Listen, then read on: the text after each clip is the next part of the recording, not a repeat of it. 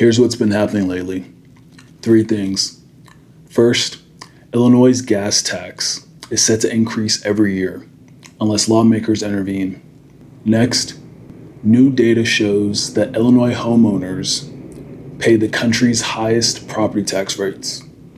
And lastly, 5 new laws Governor J.B. Pritzker signed into law over a year ago take effect on or after July 1st.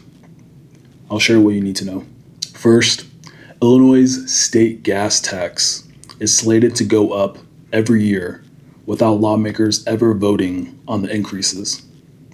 The state went almost 30 years without raising the tax, which was 19 cents a gallon from 1990 to 2019. That year, as part of his Rebuild Illinois infrastructure program, Governor J.B. Pritzker doubled the tax to 38 cents a gallon. More consequentially, the law created automatic yearly increases linked to inflation. Because of that, Illinois drivers will likely pay more in state gas taxes each year for the foreseeable future unless lawmakers take action, as there's no expiration date on the annual adjustments. The gas tax could more than double in the next 30 years. By then, it could be over $1 a gallon, 5 times more than before J.B. Pritzker took office. Gas taxes hit working families the hardest. Middle and low-income Illinoisans often drive older, less fuel-efficient vehicles and spend a larger share of their income commuting to work, getting to school, and handling daily necessities. Next, Illinois remains at the top of the country in homeowner property taxes, tied with New Jersey. Both states had an average effective rate of 1.88% of home value in 2024, more than double the national average of 0.86%. That translates to a bill of roughly $5,452 on a house worth the 2024 Illinois median of $290,000. But the whole state isn't affected evenly. Residential property taxes are particularly burdensome in counties such as Kendall, McHenry, Lake, and DeKalb, all 4 of which are among the 12 highest rate counties in the country. Median household property taxes in those counties range from $5,000 to $8,000, on top of the income taxes and the highest combined state and local tax rate in the U.S. High taxes, particularly property taxes, were a top 2 issue for 58.1% of likely Illinois voters in a recent poll. Neighboring states all have lower property tax rates, which can entice people to leave Illinois.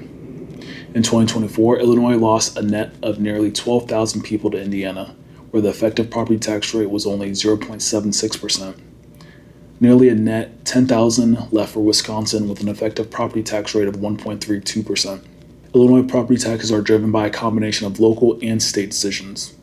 Public schools are funded primarily by property taxes, but school districts are forced to rely so heavily on them, in part because the state diverts a growing share of its education spending to pensions. Lastly, 5 laws Governor J.B. Pritzker signed over a year ago take effect on or after July 1st. Here's what you need to know. First, the end-of-life option. Referred to as Deb's Law, patients with a terminal disease may ask a doctor to prescribe aid in dying medication, allowing them to end their life in a peaceful manner.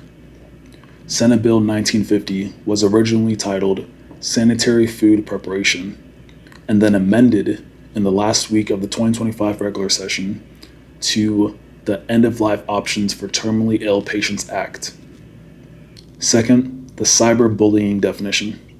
House Bill 3158 adds to the bullying prevention section of the school code, posting or disturbing sexually explicit images is considered a form of bullying.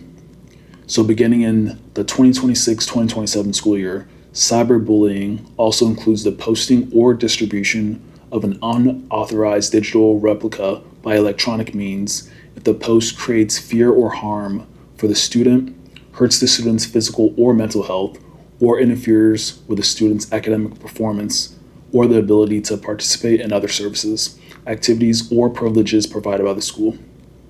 Next law, the school bus permits. House Bill 2962 creates a specialized school bus driver permit to operate smaller passenger vehicles and a multi-function school activity bus designed to carry up to 15 passengers when being used for curriculum-related activities such as transportation between home and school, to a vocational school, or for a field trip. The bill gives districts more flexibility for curriculum-related transportation while maintaining strict safety standards. The fourth law, driving tests for people over 75 years old. House Bill 1226 raises the age for in-person license renewal to 79, up from 75. The bill also adds to the Illinois Vehicle Code that an applicant over age 87 or 75, if the person holds a commercial driver's license, must prove by actual demonstration that they can safely operate a vehicle. And then the fifth law, new Department of Early Childhood.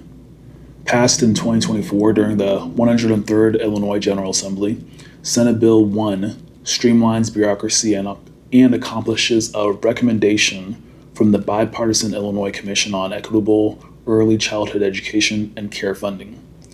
2 years after J.B. Pritzker signed it into law, the new Department of Early Childhood launches July 1st, overseeing programs and services that have been handled by 3 state agencies.